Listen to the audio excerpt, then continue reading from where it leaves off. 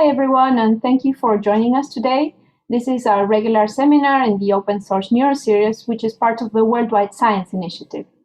The series is all about open tools and methods in neuroscience that are on our website, open-neuroscience.com. You can upload projects to the website and sign up to give a talk about your own projects using our forms. And we welcome your contributions, and if you can share our content and follow us on Twitter. You'll find all relevant links in the chat and in the description under the YouTube video. So today we have the pleasure of hosting Jonny Saunders. Jonny is a systems neuroscience PhD student at the University of Oregon, as well as a digital infrastructuralist. As a neuroscientist, they study computational mechanisms of complex sounds in auditory cortex with Michael Ware. As an infrastructuralist, they develop Autopilot, which we will hear about today. They designed Autopilot to lower barriers to complex hardware-intensive experiments, build reproducibility into the scientific workflow, as well as to provide a means to collect and integrate technical knowledge work.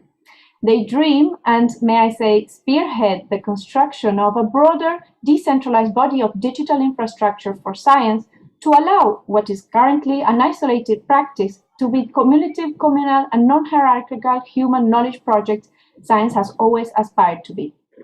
Attendees in the Zoom room or in YouTube can ask questions via chat, and then we will continue the discussions with the speaker in Zoom.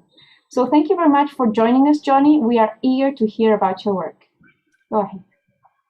Thank you for having me. Not every day I get to be introduced by someone that's just like so lovely and esteemed as Ceci. So just like, thank you very much for inviting me. Really appreciate that. And I really appreciate the work that you've been doing and your group has been doing, putting these talks together. So I first want to just make sure, can you all see my mouse on the screen if I use that to indicate things?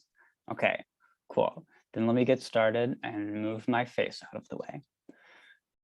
Okay, so this talk I'll be giving today, I was invited to give a more technical talk, a more use-oriented talk than I'm used to giving, which is usually more head in the sky, sort of like ideals and visions. So we're gonna have a lot more code on the screen than usual. And so you're welcome to follow along. This presentation is here. And there's another, for further information, feel free to refer to this other presentation that we made before. But the goal of what I'm going to try and explain to you today is the ongoing realization of what we're trying to build with Autopilot as both a technical and a social solution to problems of infrastructure. That we both need a new package that can implement some new features, but we also need to start rethinking about the way that we develop these kinds of tools. So let's see what that means. So if you've never heard of Autopilot before, which I wouldn't blame you because maybe 5 people have, then what it is what we've developed is a Python framework for behavioral neuroscience experiments. And specifically what we mean by a framework is that it's not necessarily a single purpose tool, but it's a tool to build tools. A way of expressing the different components of an experiment. And so recently we're also more interested in working on building it into a means by which we can gather technical expertise and sort of take all the lovely work that's done locally in sort of implementing local experiments and build that into something more cumulative. So Autopilot consists of these different modules, and as we have gone through this course of development, they've actually become more modular modules. And so that's the part we're going to talk about today. So just to give you a notion about just like the types of flexibility that you can implement with Autopilot, we have at the base level, you can control some notion of a task or an experiment, just coordinating different hardware components and with some experimental logic. That's as much as we'll be able to get to today, because these higher order things are yet more weeks of development and hours of speech. So just to give you a brief flavor about it, is like, in addition to controlling individual tasks, you can have different types of computers in the network. So for example, like this one does an experiment, but this one is just over here doing sort of passive monitoring of the environment. But Autopilot makes it possible to link those two things together. So for example, you have some environmental conditions inform your experiment day to day and so on. And then on top of that, you can build higher order structures of topologies of these different agents together so that you can get some truly ludicrously complex experiments if that is what you so desire. So the areas of active development we're talking about here are, one, how some recent work on building interfaces and modularizing them. So how we split apart the different components of the library in a more reasonable way. How we're starting to stabilize the API. So instead of having different words and different vocabularies throughout the project, we actually have some sort of predictable structure that lets people also in turn develop predictably. And then 3, these community systems that help people work together and allow people to contribute more easily. So I'm gonna use this experiment that I've been collaborating with someone, Phil Parker, who's in Chris Neal's lab on recently, as an example that motivates the different parts of what we'll talk about today. So a very normal neuroscience question: we observe an animal doing this behavior. Mice seem to bob their head when they're trying to gauge the distance for a jump, seemingly using cues from parallax. So just like things that as you move your head around, you can imagine stuff that's very close to you will move a lot, and stuff that's very far away from you will move very little. So how is it that the mice do this, and what do we need to study this kind of behavior?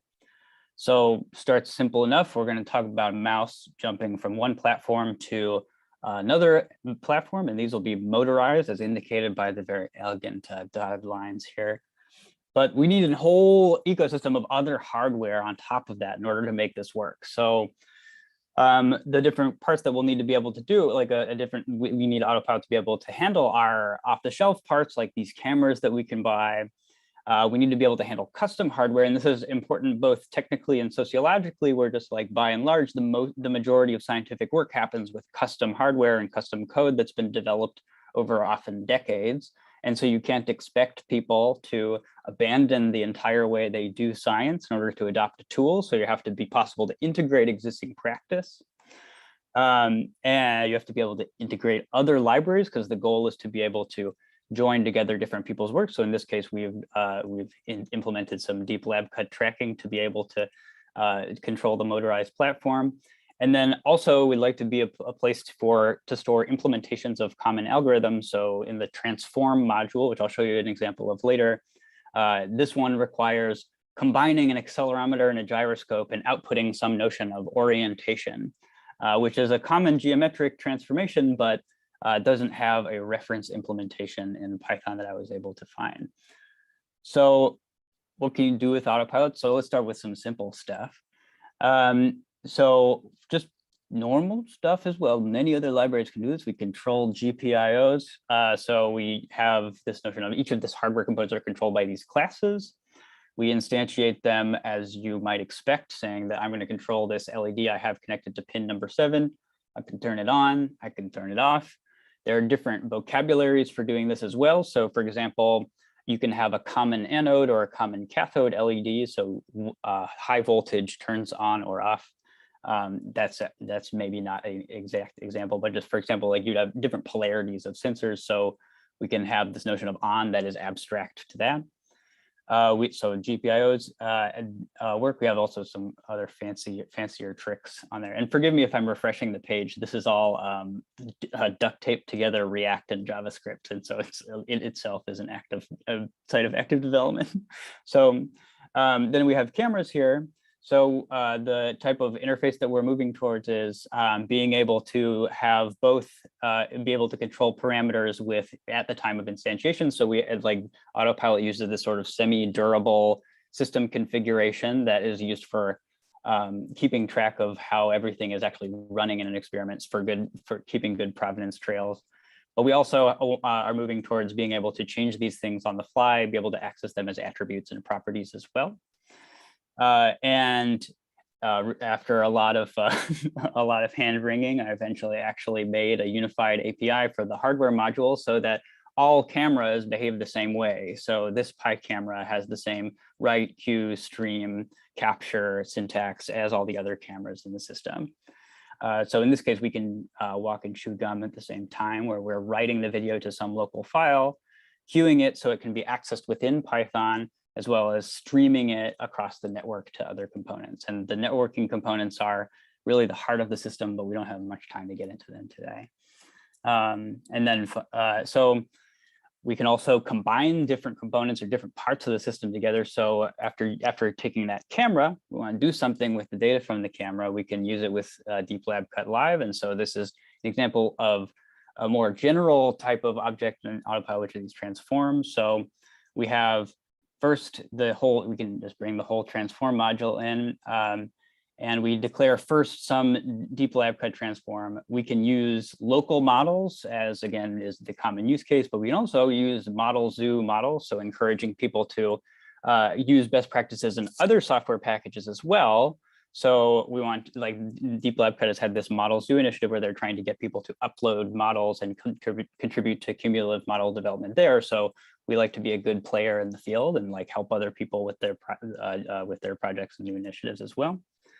But the thing that's cool about these transform modules, you can stack them together. So we feed in a frame and we get out a bunch of coordinates for a bunch of different tracked parts.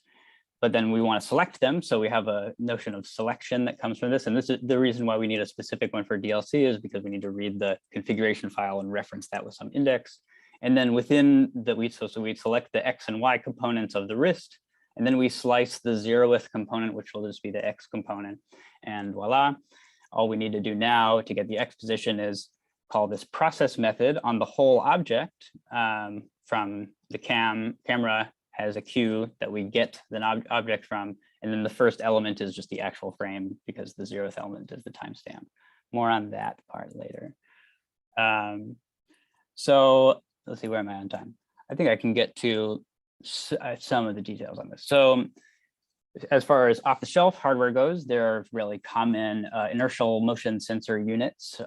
So in this case, we have one that has 3 sensors in it: accelerometer, a gyroscope, and a magnetometer. So implemented that here, where all of the parameters are optional, but we're just saying explicitly we want the accelerometer and the gyroscope to be turned on. And then to pull measurements from the sensor, that's as simple as accessing its different attributes here. And again, as I said before, we've built in some transform modules into the hardware component so that you can access the rotation. So again, like you get angular, like linear acceleration, X, Y, and Z, but that's always in the frame of reference of the sensor. So to get the acceleration in sort of like a globally correct or geocentric frame of reference, we need to rotate it. And so that's just requires a little bit of math in there. Let's see, I think I will skip this and we can come back to this later because I'm just going to go through the actual literal implementation, but I'm going to do that in a more relevant more relevant example here, which is, so we have this custom hardware component where we, our beloved Cliff Dax in the machine shop here at the University of Oregon, put together a grid of stepper motors connected to these columns to, again, motorize the platforms up and down and induce a parallax effect, counteract a parallax effect, whatever the experiment calls for. But as with a lot of custom code, a lot of custom hardware, the custom code is less than elegant. We were given a 300 lines of basic with some comments in them and say, good luck, go ahead and infer how the machine works from that. So have to reverse engineer this. And this is usually where a lot of infrastructure ends. A lot of local infrastructure ends, is you get it running locally and that's the best you're gonna do. No shade, that is the structure of the practice. So just to give you an example, I don't read basic. It took me about a week to do this. So here's an example of what we can do first, of like generating a layer abstraction and how we do that and how we take advantage of some of the different parts of the system of Autopilot to do that. So the first thing to note is with our fancy new plugin system, which I'll explain in a bit, this code can be written in just a separate Python file. You don't need to develop inside of the library anymore. So before, I had this mistaken notion that by encouraging people to extend the library directly in order to use it, then they would incentivize people to use to build into the system. That actually just made it really hard to use. So changed that a little bit and instead are going the completely opposite direction, being maximally permissive about the way people use the system and give them a different way of integrating their work. So by inheriting from this hardware class, this object is able to be seen by the rest of the system. It sort of automatically hooks into the rest of the object interface, because everything else gets objects in an abstract way using literally the autopilot.get method. So within the platform, what we're doing is taking so just to give you a notion of how this thing is controlled, is it's 6x6 grid. Each of the rows has an individual pin that goes high and low to turn it on and off. Then there's an 8-bit or an 8-bit code that's denoted by 3 binary integers. Binary numbers. Excuse me, I didn't really sleep last night, so these words are tumbling out backwards from my mouth. That then you select which rows are active, select which columns are active, and then strobe a latch to say, okay, save that configuration of active columns. So it's designed to only have a static set of columns active at a given time that you then use it as stepper motors, like send a bunch of digital pulses to raise and lower. The main thing this is based around is this sort of movement script. And so the way the autopilot works is you have Python on the top as the means of interaction, but then beneath it, we have a lower level C daemon PyGPIO, although I always call it PigPio because it's just a little cuter. And so this is a way of having ongoing scripting activity that's happening with more deterministic timing than Python can provide, while also having sort of the easier to use Python interface above it. And so what that movement script consists of is what I'll be describing as the basis for a generalized stepper motor control, which is, so we create some tag in the script. And this is programming in a very linear way, as we have to when we go to these lower levels. So we start at the beginning. We wait for a amount of time depending on how fast we're trying to make the platform go. So we wait less time if we want it to go faster. And then we check if we are at the correct number of steps. And if we are, we go back to 0. But if we're not, we keep stepping. But we've built two modes into this, of position and a velocity-based mode, which I'll show you this. How that is used in a second. So this is just an example of how we're generating abstraction. We're just like at this low level, we're interacting directly with the PyGPIO scripting language here by combining a bunch of these strings together. And I've tried to comment it as much as possible, but this is just the writing into code of what is written in text above. Then there's this switch just to highlight the fact that we have 2 different movement modes implemented in this. We join the script all together, and then we control it with these set of parameters that go into the script that the rest of the hardware object uses. So we have, again, the pulse,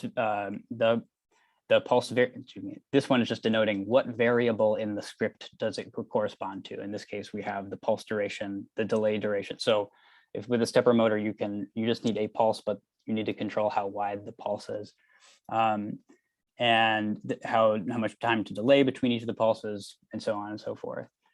And that's used in this update script method that's called elsewhere, as a means of just sort of saying, we're changing what we are doing currently with the script. We need to go to a new height, and then start the script going. So that's a lot of abstraction. It's a lot of like low level stuff. One more point is that just like wanted to see how we are implementing some of these properties that we're talking about before, where instead of having some method to set height, we are just going to assign an array of heights to the object. And so just to prove my point that we indeed are using this update script method here, that's how this functions under the hood. So we start by making some very low level description of how the hardware operates, build one layer above that's sort of a wrapper around that, and then we'll see where we finally arrive here is how to actually use this component. So we've taken some 300 lines of BASIC that don't allow you to really control the hardware in real time smoothly, and brought it into an abstracted place where we now can just use this flexibly and fluidly within our experiments. So within the system or elsewhere in the plugin, we use this Autopilot get method to say hardware, and we named it Parallax Platform. We're going to be working on namespaces and other collision avoidance mechanisms in the future, so you don't have to worry about uniquely naming all of your hardware objects.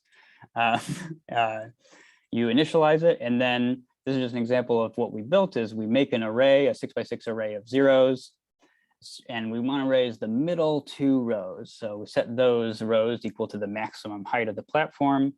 And then we just assign this new array that we made to this height property that we saw a second ago.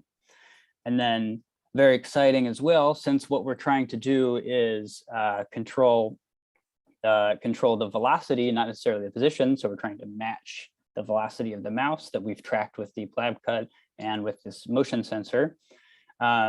We now have we just switch it into the movement mode and trying to slowly adopt good programming practices. The library is a lot of fun because I learned to program during the writing of it. So you'll find ancient libraries of really, really hideous code, and then sort of like, oh, did they just suddenly learn how to do something in the middle of this? Because then there will be something nice and actually functional later on.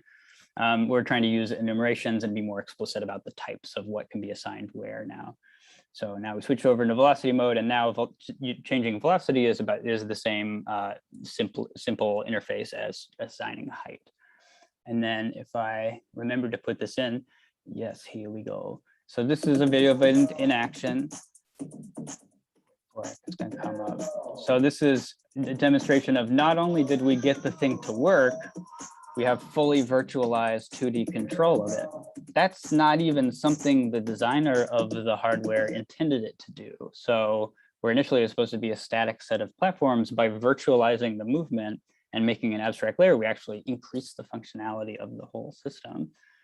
So let's see, I think I do have time to do this. So how is this then used? So where we have a scripting interface now for extending hardware, now we also have a scripting interface for doing tasks, but that's still very new. So one of the countervailing goals here is we're trying to combat is too warlike, really. What we're trying to give tools to avoid and give tools to have an alternative to is the fragmentation of all this labor, and making it so just like you can use a tool and sort of, given the time pressures and the economic pressures of science, do as much as possible, but we can't really spend the time to work on the infrastructure and make it nice. Trying to make that happen sort of quasi-automatically.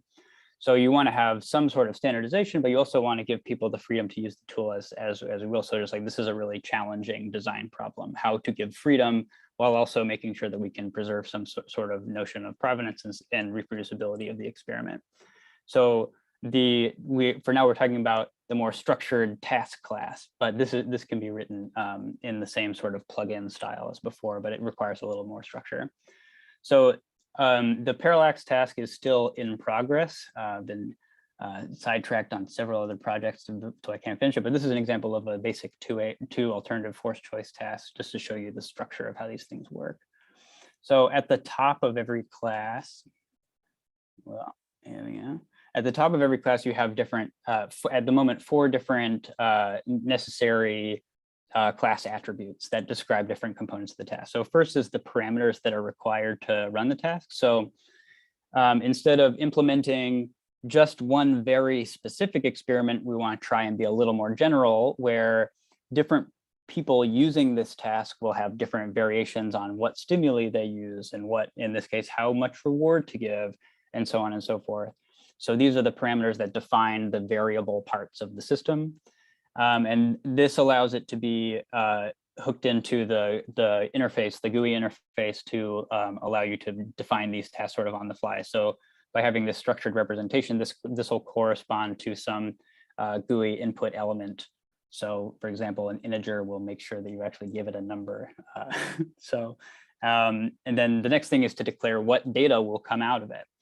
So in this case, we're using Pi tables because the data structure is built in HDF5, and saying that we're going to get 2 fields out of this that are trial-wise. So these are discrete values that are gathered once per trial. And so it's up to you basically how you want to structure your task. That you can structure it as a trial, but you can also gather continuously valued data. So if you're gathering a stream of data, it doesn't really make sense to split it up into different trials. But so these combinations of like trial-wise discrete data and continuous data are the two major forms of data that I have observed in neuroscience. So that's the first place we're starting.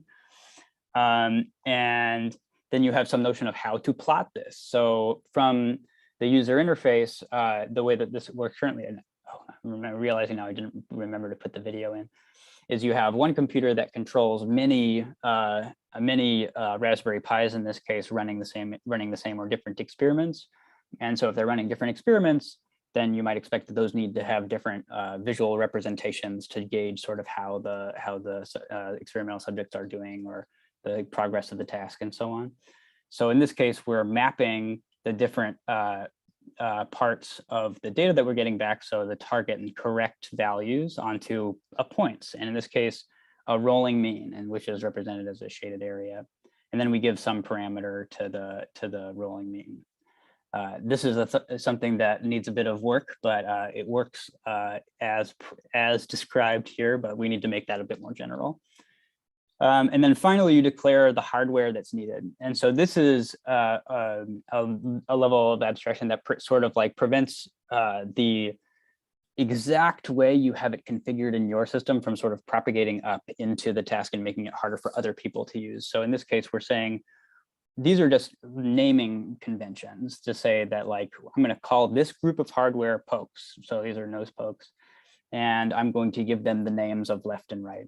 And that corresponds to my local configuration file. I will have some dictionary that says, okay, I have pokes left, and then here's the hardware component type and all of the parameters that I use. So in this case, I have some beam break sensor.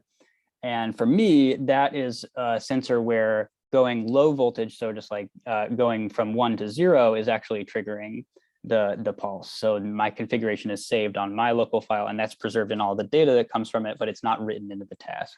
So we have these abstract references to hardware classes. And then within the task, you have some basic initialization routine where we're saying we're starting with some stimulus manager that allows us to control the presentation order, or having different blocks or counterbalanced groups. And then some reward manager that lets us control like if we want graduated rewards or periodic rewards or something like that. That needs a lot of work too. That's yet another part of the library that has a lot of fun surprises.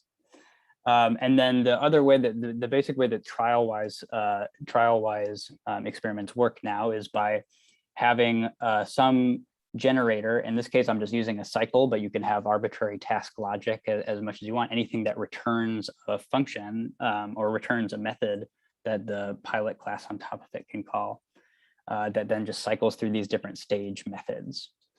So the first one is just the discrimination step where we present the stimulus. So say, give me the next stimulus. That is we're going to save this as some local variable. The target is this, so we remember what our target was. And then give some triggers. So when the target is triggered, so in this case, like this will be left, right, or center or something like that, then call these methods in order. So if they answer the target, then call the open method on the solenoid to give a reward and call the next stage. If they get it wrong, we're just going to proceed to the next stage. No harm, no foul. There's no delay or punishment in this task. And then in this case, we're using some of the networking components to send the data to tell the terminal that's storing the data that this is sort of one of the values from the task for this time, and then play the stimulus.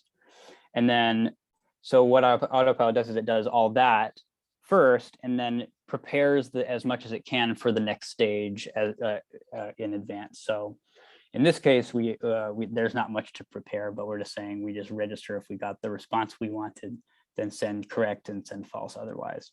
So that's not that complicated. Okay, so what I've showed you so far is the very base level of how you can use the system and different ways of using the system and different sort of improvements we made recently.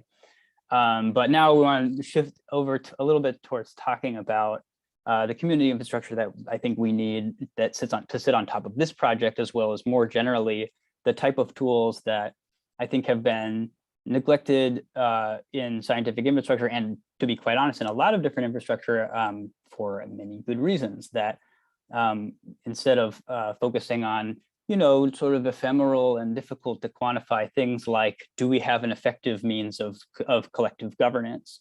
And do we have an effective means of coordinating labor across a lot of different areas? Projects are understandably more concerned with getting their feature set right, where often Autopilot lacks that. So we all make our decisions about where to put time, but I think it's extremely important to develop these types of tools, and let me show you why. So I've taken a lot of inspiration from Semantic Web. I don't even know what you call it, movement or idea or set of practices. And what this was is an effort to take the web and give it a little more smarts. This is before the age of machine learning. We're just like, oh, just throw it in a natural language processing model and we'll be able to understand what it's doing. This is an attempt to create an explicit and flexible metadata standard so that we can do things that are effectively magic on the internet. And one of the components of that type of technology is going from 2 component links. So just like where usually you have a website, I'm on website, that's the source of the link. And then the website links to another website, and that's the target of the link. We don't really have any notion of what that link means. It just is connected in some way. And so one of the major ideas in the semantic web world is to use these sort of like subject, predicate, object, 3-part links, where now we are able to say what this notion is. And so it's a lot more powerful than that. If you let me give you an example, I'll show you how. So say we have this notion of person, and so the person has a name. And so this is me connecting my person node with the name node. And so I also somehow managed to retain a job. And so it also is allegedly during the day. And so I also have a pet, and my pet is a cat, and her name is Rumbly. She does not like, so she has dislike qualification of not playing. And so from this, though, we can compute on the structure of information. So we can infer that Rumbly gets lonely during the day, or Rumbly is in a state of dislike during the day, if you want to be more technical about it. But I never wrote that down anywhere here. That's something that you can infer based on the logical structure of the data.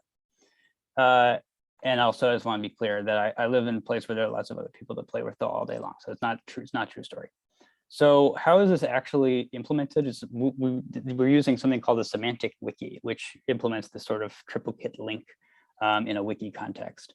So here's the plugin page for this Parallax plugin that we've been talking about. And so this page mixes human readable text with structured information. And so in this case, I give a little bit of a description about it.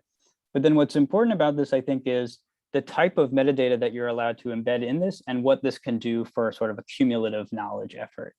So in this case, I was programming something for an extremely specific custom array of stepper motors. I really don't have a good reason to believe that other people will have exactly the same hardware. So what use is my sharing this code? And the answer in my mind is that we can refer and say that this is controlling a general class of stepper motors, so that when someone else wants to come and control something like that, they can see what plugins have interacted with this type of hardware.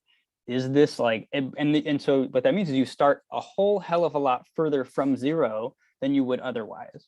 So the code I've written before, it's like, I tried to comment it and keep it as clean as possible, but we take in plugins that aren't necessarily fully clean, ready to be released or something like that, but you still have a lot of pieces to work with. And because this is then registered in this wiki that is then referenceable, then it's possible to say this component, should it eventually make its way into the central library, comes from this plugin. And this plugin was created by Jonny Saunders. And so by registering registering our work in this type of system, it becomes possible to do these provenance chains. So I also, for example, use Python packages deeplabcut and deeplabcut live.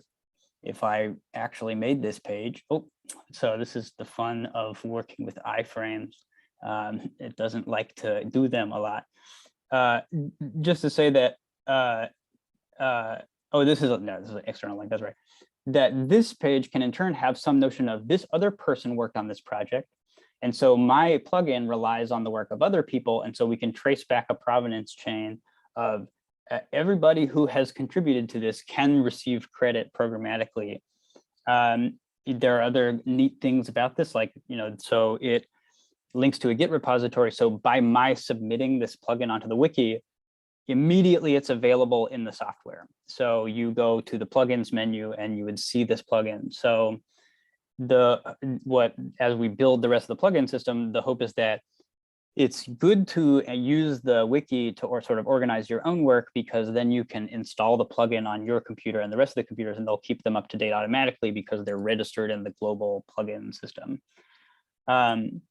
We also can reference this to specific research topics. So we are not currently building the wiki to be a generalized knowledge base of discussing all scientific knowledge, but we leave breadcrumbs there so that it can be. So in the future, if someone is interested in making an extension for that, or someone else builds a different wiki and would like to import the information from ours, then we leave sort of loose ends that can be brought together later. That's, I think, all I had to say about this one. So this is another good example of how we're blending programmatic and contextual knowledge, that we have lots of these notions of it. So for example, I used this sound card and it programmed into it are all these things that hopefully will eventually be used to do automatic configuration within the software. So saying we have a maximum sampling rate. So if the user has configured a sampling rate this thing can't do, then it's possible for the software to check consistency and make sure that actually these parameters make sense. It uses these particular GPIO pins. So again, if some user has configured their system to use this sound card, and then they set another thing to use a pin that's already taken up, they can be alerted, instead of having the frustrating circumstance that I had, where pin 7 is an unadvertised mute button, and if you don't set the output pin with a pull down resistor, then you will sporadically mute your amp. So I think, and I'm pretty positive I wrote this down. Yeah, so again, this is me preserving technical knowledge. Don't have to make the same mistakes I did. But I was alerted by Ralph Emilio Peterson the other day that there actually is another unadvertised feature that is rated up to 192 kilohertz, but it has an output filter at 20 kilohertz. So it also can write down and preserve the contextual knowledge that comes from how is this thing actually used, and in this case, trying to come up with a workaround. So we found the data sheet for this particular IC that runs the machine, and we have started working on how to get around this. So you can imagine building this up into some more general notion of I have this really fond memory of Jacob Voigt's and his glue reviews. I think that is so charming and actually so necessary, but there's so much knowledge like this that's like, when do I use this one type of glue versus another one, that doesn't have any means of being recorded currently. And so this is what this is trying to do. And well, can I get a next slide, please? So we can extend this further. We're in a lot of methods section, there'll be sort of like custom apparatus. And that doesn't really tell you a whole hell of a lot about what they did. So here you can have build guides that are densely linked to the different components. So instead of having one 80-page monolithic build guide that you then can't reuse the parts from, here we have split up all of the components of something that we're intending to build. So for example, this uses these off-the-shelf parts, and then you also have different schematics for these 2D CAD parts that then have the 2D schematics here as well. Again, this is all richly linked so that you can extend off of it in different directions.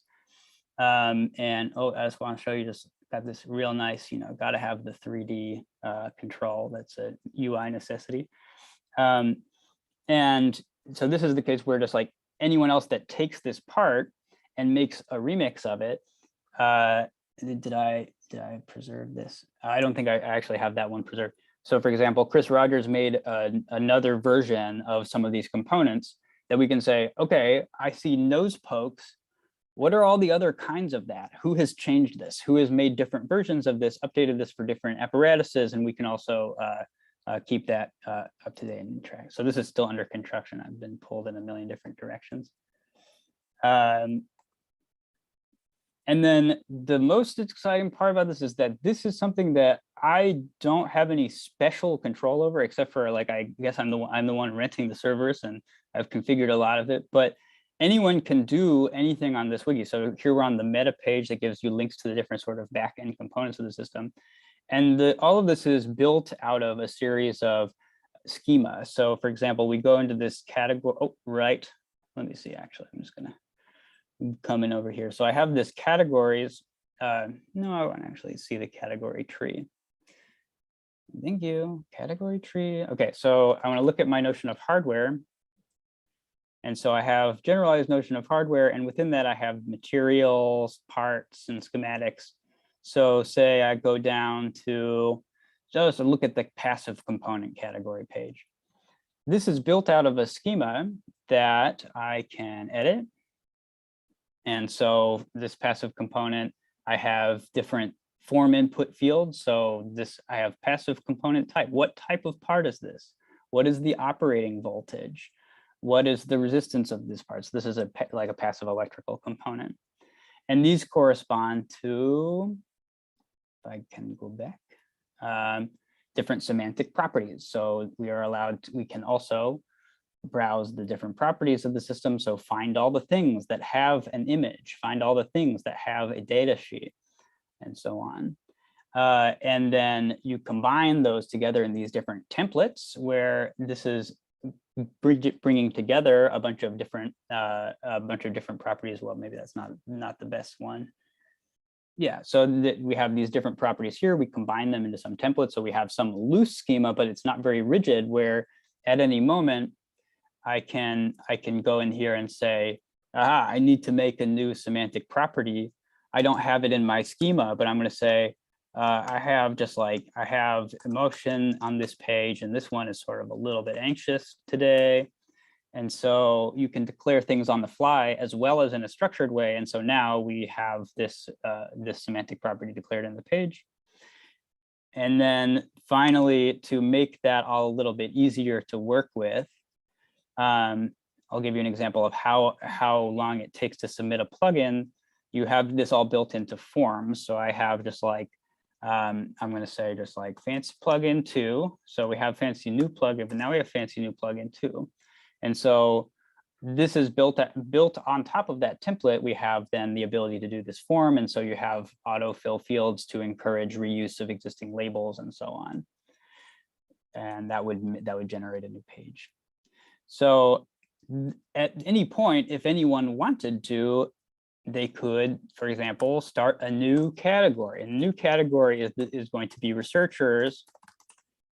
And here I'm going to create a schema and add a new template, add a new field, create new. And so this is something that anyone can do. And then they can generate an entirely different, not just generate a new page, but generate a new type of page. And because Autopilot is linked with this wiki and it's possible to query the wiki arbitrarily, you can not only generate a new type of page, you can generate an entirely different interface.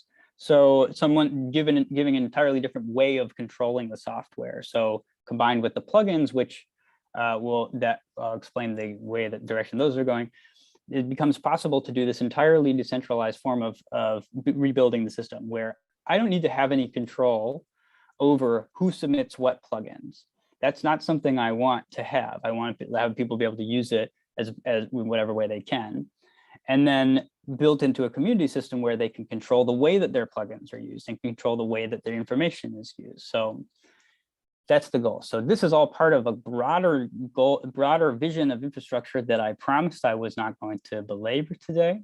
but this is this component here, that when we combine experimental tools with our data structure and with these different semantic structures, we can bridge technical knowledge practice, make replication possible by having an experimental library that directly outputs to a clean data format. We can make data management obsolete, do a kind of deep provenance that we don't have in science currently. And so again, you come back and find me after hours to talk about this because I simply cannot stop. And so what about the future? Oh, tiny text, I love that. So first thing on the order is we're going to adopt a better typing and inheritance system, so make a cleaner organization of the whole library. That'll do some fancy things like being able to give unique identification numbers to everything in the system, be able to have self-healing networking. So currently we have to do a lot of hard coding of the networking parameters to this node ID that has this IP and is listening on this port. And that's very fragile. So we want to get to a point where we can say hardware on-off state, connect to network ID and have it find that component and know exactly how to use that. We need to finish the plugin structure. So make it so that like it keeps the stuff up to date, be able to declare dependencies and so on. And make a React-like hook interface for declaring tasks on the fly.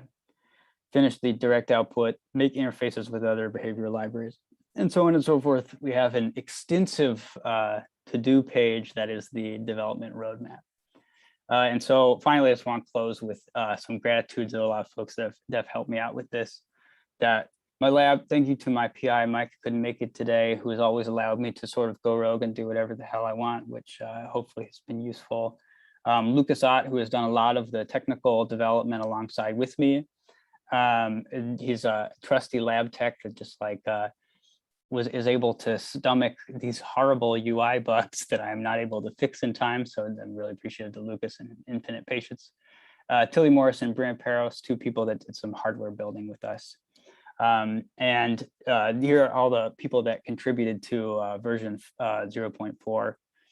Chris Rogers with some really nice work on the sound driver in particular, and other contributions from these folks. So thank you for your time. Hopefully I didn't take up too much of it, and I'm happy to talk about anything that you have questions about. Hopefully, I'm going to stop sharing just for a second so I can not be in that. Thank you, Jonny. Thank you for that amazing talk. I think it was superb. It was just mind blowing. The first word that comes to mind is ease. Like that's what I was feeling, that you had thought of everything, and then you took us into the guts of Autopilot, and then right back out and into this view, this perspective of just so many more things that are fabulous. So we have some questions. You can ask questions to the public. You can ask some questions on YouTube, and I can port them in here or directly in the Zoom room. Andre says, this is, the real Andre, so I'm using his account, but they're actually connected through YouTube. This is very cool, Jonny. I was wondering if you're thinking about implementing some of this for microcontrollers as well, maybe using MicroPython, due to, RPIs are not affordable for everyone, and so to make this affordable and more equitable. Yes. So I've looked into it. So the real limitation with MicroPython, as I'm sure is that it has a very limited library in terms of just like it can't run arbitrary code, and so figuring out how to make that work in the system is something that I'm really interested in doing, because exactly this, especially with the chip shortage of Raspberry Pis being in very short supply, is a major problem. So I use Raspberry Pis as largely a convenience because they have the integrated GPIO stuff that makes it very available. There's nothing really truly intrinsic about the Raspberry Pi about Autopilot, and so it's possible to use it. So extending it to other systems is something that would not be all that difficult. But the hard part would be like figuring out how to do the networking components or do different parts that require other external libraries in Python. So that might require a bit of thinking. But I am interested in doing it, and especially if there's some way of accessing WebSockets or using networking components that are outside of what we use as 0MQ. But if that's the major sticking point, I think would be that. And so I'd be happy to talk more and consult with like how to do this extension, because that's something that I'm really interested in as well. That's great. Hopefully this gets out there to someone that can collaborate on that. I was wondering how straightforward was it to add modules in terms of like the tasks, the first part of the talk when you like define your tasks, and if you have like any suggestion for newbies coming up to this and seeing this completely like customizable at every step of the way, how would someone go about doing that? Yes. So one, I've tried to write documentation that is followable, but that's an art and I'm new at it. And so the first place I'd turn to is the docs. We have there's a quick start documentation there that's sort of just like some of what I discussed today, which is like how to use it in a disconnected way.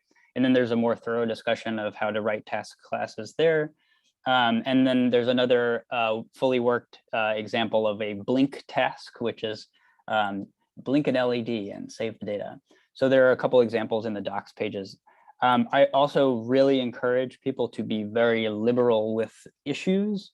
The last thing I want is for people to feel intimidated by the library. And so I really promise to not shame you for not knowing how to use it if you come and submit an issue, where just like I don't want to cultivate that kind of working relationship with people that are interested in the software. So feel free to like raise an issue if you're too shy about that. We have a discussion board if that's too much as well. There's some lovely anonymous discussion board user right now that has been raising a lot of very good questions, so that could be you. And also you can also always feel free to reach out to me. I'm happy to talk to anybody, but as it was imparted to me by Gonzalo Lopez, who makes bonsai, any problem that's worth solving is worth solving in public, because the odds are the fault lies with the documentation and the accessibility and the ease of understanding it rather than your ability to understand it. So the docs are at docs.autopilot.com.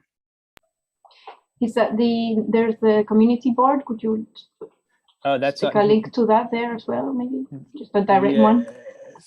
No, just thinking of ways to make this like really spread, right, and get more people on board. And we are unfortunately still just using the GitHub discussion board. I'm trying to figure out what the best means forward is, because ideally what I'd like to have is something that we can have a discussion board that's linked in with the wiki, where it's possible to say, I'm on this page and I want to start a conversation about this, and have that be in the same place and be able to mutually reference those things. And so I'm not really sure how to do that yet. I'm entertaining a couple different options, but that's another part of this vision of like what scientific infrastructure needs is a new means of fluid communication that happens person to person, person to group, group to group. And so in addition to a durable knowledge store, integrating that with some communication system is another long-term goal as well. Yeah, really not straightforward, right? Super necessary.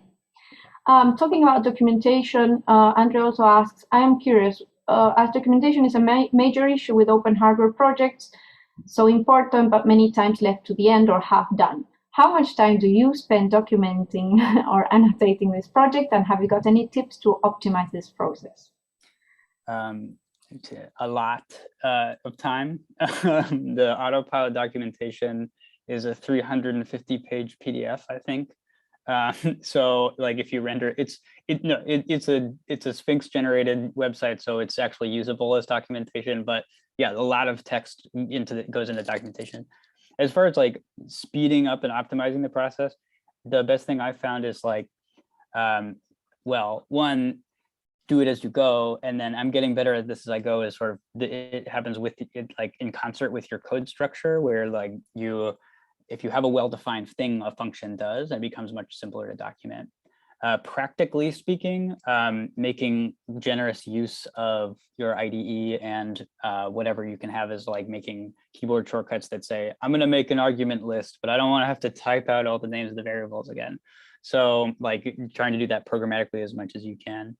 And then another practical tip is to try and only use your library reading the documentation. So pretend like you don't have the knowledge and you're not looking at the source code and you don't know exactly, like you do when you develop a library. I know exactly where this code is, but you try and remember using only the documentation. So that way you notice when this isn't clear to anyone but me how to do this, to remind yourself to write the docs at that point. And another practical tip is using read the docs or another automatic documentation generator is extraordinarily addictive. And so watching the documentation grow in real time is another sort of just like self-incentive. And yeah, so I am documentation zealot as evidenced by the fact that I have spent so much time like making the wiki as well, because that's like just trying to make different kinds of documentation that work into it. And so I don't claim to have the final answer, because being a newbie in this whole world, I'm sure that there are like veteran programmers that have much better perspective on this than I do. But those are the things that I do and I've found useful. I think that's super helpful. I mean, really pearls of wisdom there, and so wholesome to the growing of the tree of documentation. I think it's a good way of seeing it. So there don't seem to be any more questions. I give just a brief time to see if anyone remembered something. In the meantime, John, is there anything else that you'd like to? I know we didn't let you go on with this other big, but is there anything else you want to comment on? Or? No, I'm just grateful that anybody is interested in this. It has felt so long like I've been sort of screaming into the void about this, and just to like, and I understand completely. Just like, this is a sort of a challenging thing that is like, why don't other tools like this? There are plenty of tools that are like experimental libraries. Don't get me wrong. That like I'm not trying, and I totally value all of the work of the other developers and their differing visions about what should exist. But compared to, for example, data analysis libraries, there are a hundredth of the there of them as there are for that. And so the rest of the landscape of experimental libraries are often sort of these like individual projects, individual experiments and stuff like that. And it's because like something like this is high risk, extremely variable reward, where like there's not really a common incentive structure to build some of these things like this. You have this cat and mouse problem of people need to, the only reason people would adopt a thing to run their entire experiments with is that it's done and it can be trusted and it's ready to go. But things don't become ready to go unless people invest the time to build them. And so it's like this, and so it's like, it's something that like for anyone at all to be interested in this is just like, I was really appreciative of anyone's time that they've spent listening or thinking about this or checking out the project, and welcome any and all questions, contributions, criticism, and because the goal is to try and make stuff that's useful. And I don't want to just be out here alone trying to do that. I want to help and integrate this and sort of collaborate with people as much as possible. That has been one of the most fun parts about it, is collaborating with people and using it in different applications. Yeah, moving forward, let's hope to see much more of that. It's part of the mission at Open Neuroscience too, to help developers and contributors talking and see what's needed and start collaborating on more transcendent initiatives. Yeah. So thank you everyone for joining us today. On Wednesday, the 13th of October, we'll be having Seb James talking about stale fish, and check that out if you'd like to come. Please stay with us, Jonny. If anyone would like to continue the discussion, we're here in the Zoom room. And then just going to, so one more comment, Jeremy Delante says, I made it late and we'll watch later, but Autopilot is awesome. And with that, Jeremy, we'll end the stream. And so is Jonny. We'll end the stream right now.